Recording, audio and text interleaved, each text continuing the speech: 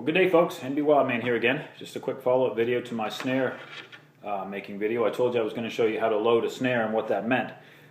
This here's one of my basic snares that I have made. These are my, you can get this on the video of how to build a snare for under 50 cents.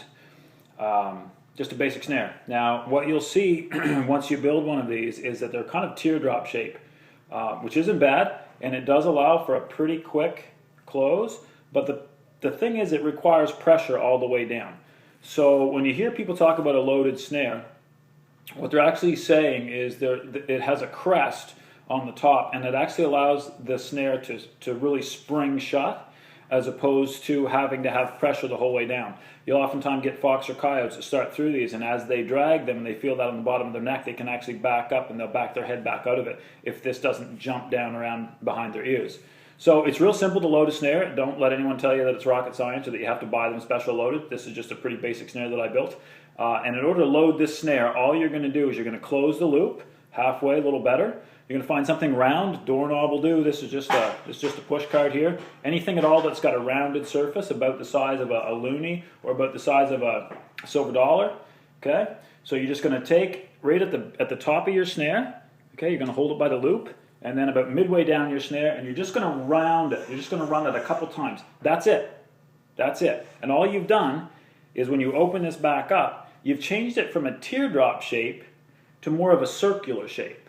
Okay, you've made it round. Now watch what happens when this snare starts down. It actually falls.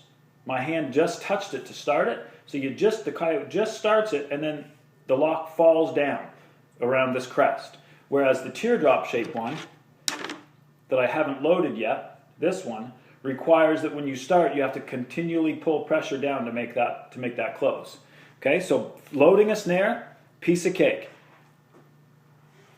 Halfway down, something a little bit rounded. 1, 2, 3, 4. Not a lot of pressure. You don't want too much. You can overload a snare. And then when you pull it back up, what you'll see is you now have a more rounded shape.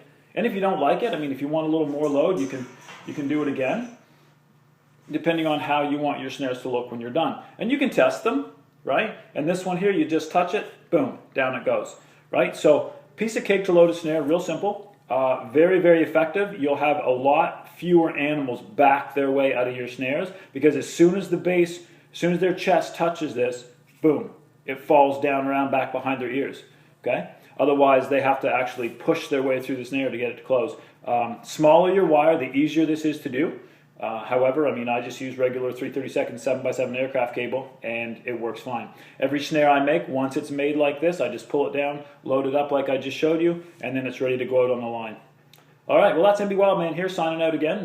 For more great hunting, trapping, shooting videos, go ahead and subscribe to my channel, and send us a comment if you like. I'll be happy to answer any questions and help you out if I can. All right, NBWildman out.